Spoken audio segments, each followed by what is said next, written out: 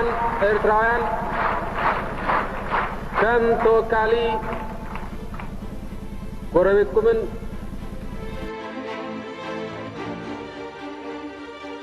ኤርትራ ሀገር ሆና ከተገነጠለች በኋላ በኤርትራ ሀገር መሆን ደስታቸውን መደበቅ ካልቻሉ የህወሓት ሰዎች መካከል በመለስ ደረጃ የሚጠቀስ ሰው አልነበረም። መለስ ከኢትዮጵያ በላይ ለኤርትራና ለሻዕቢያ ሰዎች የነበረው መቆርቆር የቅርብ ሰዎቹ ሳይቀር በአግራሞት የሚመለከቱት ነበር። አቶ መለስ ኤርትራ በይፋ ሀገር ከሆነች በኋላም አስመራ ድረስ መለስ እያሉ ከሻዕቢያ ሰዎች ጋር ደስታቸውን ያጣጥሙ ነበር።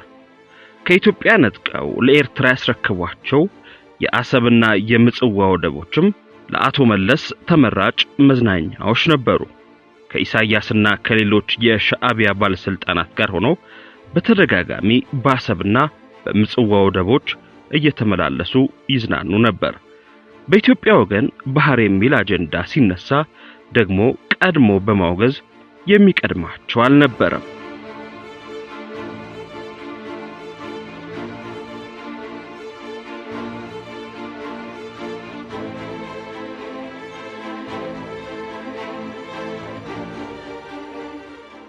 በአንድ ወቅት የመለስ ዜናዊ አጃቢ የነበረው ሚኪ ራያ መለስን አጅቦ በተደጋጋሚ ወደ አስመራና የቀይ ባህር ወደቦች ያደረጉት የነበረውን ጉዞ በተመለከተ ምስክርነቱን ሰጥቶ ነበር። የቀድሞ ጠቅላይ ሚኒስትር መለስ ዜናዊ ለኤርትራ የተለየ ስሜት ነበራቸው የሚለው ሚኪ ከባድመ ጦርነት በፊት በተደጋጋሚ ወደ አስመራ ይመላለሱም እንደነበር ያስታውሳል። የሚሄዱትም ለመዝናናት እንደነበርና ይህን ያቶ መለስን ወደ አስመራና ቀይ ባህር ወደቦች መመላለስ አሁን በሕይወት ያሉት የህወሓት ሰዎች ያውቁ እንደነበር ያስታውሳል። ቢያንስ ለሶስት ጊዜ ያህል ካቶ መለስ ጋር ወደ አስመራ በረራዎችን አድርገናል የሚለው ሚኪ ራያ መለስ ዜናዊ ከስራ ውጭ መዝናናት ሲፈልግ አስመራ፣ ምጽዋ ወይም አሰብ ምርጫዎቹ ነበሩ ይላል።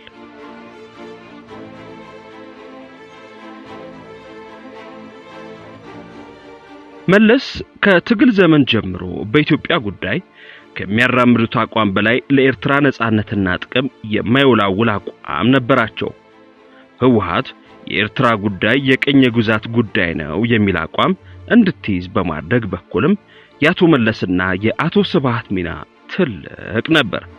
አቶ መለስ በትግል ወቅት ኤርትራ ከኢትዮጵያ ቀኝ ግዛት ነጻ መውጣት አለባት፣ ህወሓትና የትግራይ ህዝብም የኤርትራን የቀኝ ግዛት ትግል መደገፍ አለበት የሚል አቋም ነበረው። ህወሓትም ይህንን አቋም እንደ ድርጅት አቋም ወስዳ ለኤርትራ ትግል ሙሉ ድጋፍ አድርጋለች። በትግል ወቅት አቶ መለስ የኤርትራ ባለቤት ነን ከሚሉ የሻዕቢያ መሪዎች በላይ ስለ ኤርትራ መገንጠል ያቀነቅን ነበር። በአንድ ወቅት የሻዕቢያ ታጋዮች ተስፋ ቆርጠው ከደርግ መንግስት ጋር ለመደራደር ፍላጎት ባሳዩበት ወቅት አቶ መለስ ቁጣውን መደበቅ አልቻለም። አይዟችሁ ኤርትራን በቅርቡ ከኢትዮጵያ ተገነጠላላችሁ የሚል ይዘት ያለውና ትግላቸውን የሚያግዝ ስትራቴጂክ መጽሐፍም ጽፎ አበርክቷል። የኤርትራ ህዝብ ትግል በሚል ርዕስ አቶ መለስ የጻፉት መጽሐፍ የኤርትራውን ትግል የቀኝ ግዛት ትግል መሆኑንና ኤርትራውያን ከያዙት ትግል እንዳያፈገፍጉ የሚል ይዘት ነበር። ከድርጅት ለድርጅት ባለፈ በአቶ መለስና በኤርትራው ኢሳያስ አፈወርቂ መካከል የነበረው ቅርርብም ከሌሎች የተለየ ነበር። አቶ መለስ ከህወሓት ታጋዮች ይልቅ ለኢሳያስ የተለየ ፍቅርና ቀረቤታ እንደነበራቸው ይነገራል። ይህ በአቶ መለስና በአቶ ኢሳያስ በህወሓትና በሻዕቢያ መካከል የነበረው ቀረቤታ እስከ ባድመ ጦርነት ድረስ የቀጠለ ነበር። ሁለቱ አማጺ ኃይሎች ደርግን ካሸነፉ በኋላም እፍ ባለ ፍቅር ቀጥለው ነበር። የህወሓትና የሻዕቢያ መሪዎች አዲስ አበባ ሲሏቸው አስመራ፣ አዲሃሎ ሲሏቸው 4 ኪሎ እየተመላለሱ የጫግሏ ሽርሽራቸውን አጣጥመዋል።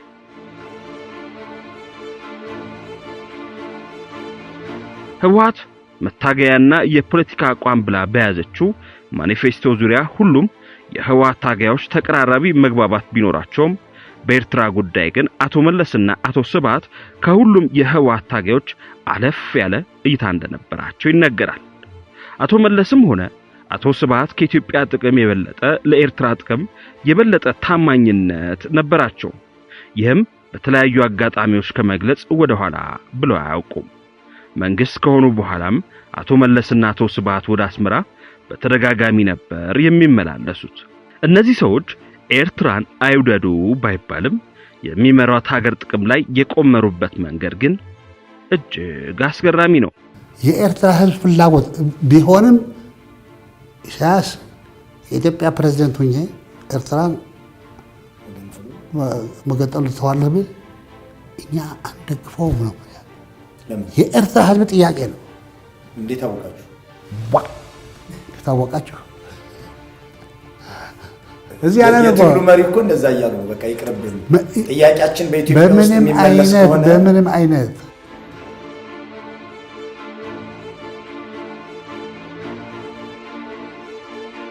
ከደርግ መውደቅ በኋላ ኤርትራ ከኢትዮጵያ ተገንጥላ ሉዓላዊት ሀገር እንድትሆን አቶ መለስ ከፍተኛ ዲፕሎማሲያዊ ጥረት አድርገዋል።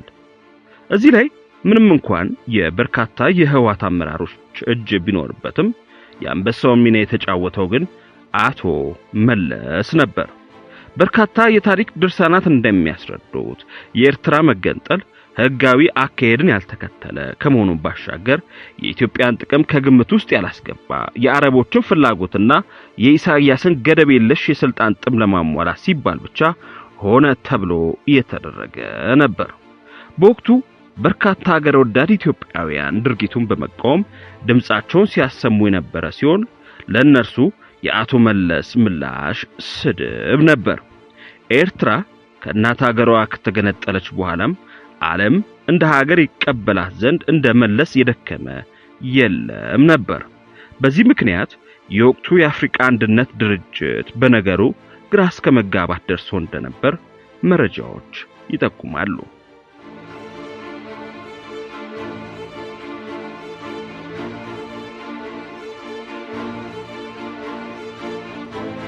የኤርትራ ጉዳይ በተባበሩት መንግስታት ድርጅት መድረክ ክርክር ይካሄድበት በነበረበት ወቅትም ኤርትራ ራሷን የቻለች ሀገር እንድትሆን ይከራከር የነበረው የጣሊያን ተወካይ ሳይቀር ኢትዮጵያ በአሰብ በኩል ወደብ እንድታገኝ ይደግፍ ነበር።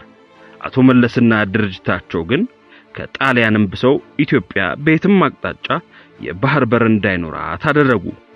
ወደብን የሚያህል ነገር የግመል መጠጫ ብለው አናንቀው አሳልፎ የሰጡ ሰዎች ባድመ በኤርትራ ተወረረ ብለው ኢትዮጵያውያንን ሲማግዱ ነገሩ አስገራሚ ነበር።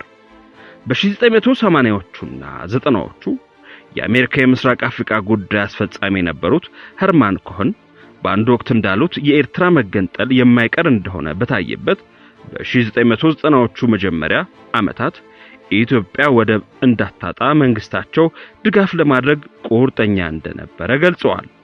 በወቅቱ የኤርትራ አማጽያንና የኢትዮጵያ ተወካዮች የድንበር ማካለልና ሌሎች ጉዳዮች ላይ ለመወሰን የአሜሪካ መንግስት ባዘጋጀው ስብሰባዎች የኢህአዴግ ሊቀመንበር መለስ ዜናዊ የወደብ ጉዳይ አከራካሪ ስላልሆነ አጀንዳ ሆኖ እንዳይቀርብ ጠይቀው እንደነበር፣ ይህም በአሜሪካ መንግስት በኩል ግርምትን እየፈጠረ እንደነበር አስታውሰዋል።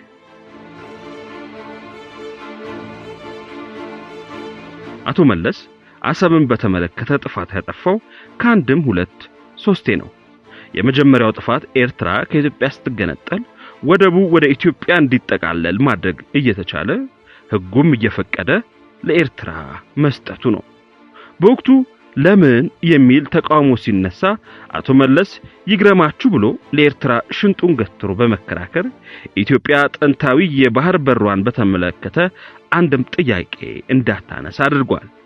ይህ በእንዲህ እንዳለም በ1989 ዓመተ ምህረት የኤርትራን ወረራ ተከትሎ ኢትዮጵያ አሰብን በእጇ የምታስገባበት ሌላ ዕድል ተፈጥሮ ነበር።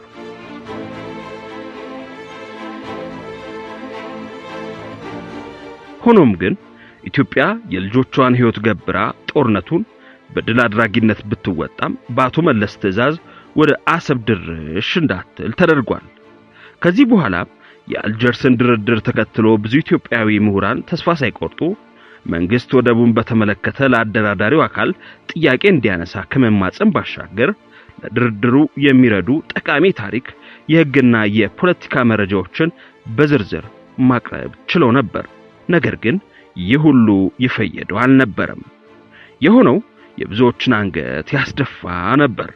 አቶ መለስና ግብረ አበሮቻቸው ከኤርትራ ጎን ቆመው ለኤርትራ ጥቅም በመከራከር እጅግ ጠቃሚ የሀገር ሀብት የኢትዮጵያ መውጫ መግቢያ በር ለኤርትራ አስረክበው ተመለሱ። የባድመ ጦርነትን ተከትሎ በወቅቱ የሌሎች ሀገሮች የፖለቲካ ታዛቢዎችና ተንታኞች ሳይቀር ኢትዮጵያ የባህር በር ባለቤትነቷን የምታረጋግጥበት መልካም አጋጣሚ እንደተፈጠረላት ይገልጹ ነበር። አቶ መለስ ግን የባህር በር ማስመለስ ይቅርና ሰራዊቱ ከፍተኛ መስዋዕትነት ከፍሎ የተቆጣጠራቸውን የኤርትራ መሬቶች ለቆ እንዲወጣ ነበር ትዕዛዝ የሰጡት። ለዚህም ያቀረቡት ምክንያት ድንበራችንን አልፈን የኤርትራን ሉዓላዊ ግዛት መድፈር ዓለም አቀፍ መርህን በመጣስ ሊያስጠይቀን ይችላል የሚል ነበር። ሁሌ ለኤርትራውያን የሚያደሉት አቶ መለስ ዜናዊና አቶ ስብሃት የባህር በር የኛ አይደለም፣ አመጣለሁ የሚል ካለም ብረት አንስተንም እንታገለዋለን በሚል ንግግራቸው ይታወሳሉ። አቶ መለስ በእናታቸው በኩል ኤርትራዊ ቢሆንም በታሪክ አጋጣሚ የኤርትራ ቀኝ ገዢ ያሏትን ሀገር ለመምራት በቅተዋል። በታሪክ አጋጣሚ እጃቸው የገባውን የትልቋን ሀገር የመምራት እድልና የሚሊዮኖችን ዕጣ ፈንታ እንዴት አሳልፈው ለመስጠት ደፈሩ የሚለው ግን ዛሬም ግራ አጋቢ ነው። ኢህአዴግ በፊት ያሉት መንግስታት በባህር በር ጉዳይ ስህተት ሰርተዋል ተብሎ ቢታመን እንኳን ስህተቱን የማስተካከል እድል እያላቸው ስህተቱን በከፋ ስህተት መፍትሄ ለመስጠት የሄዱበት መንገድ ግን ዛሬም ድረስ አስገራሚ ነው።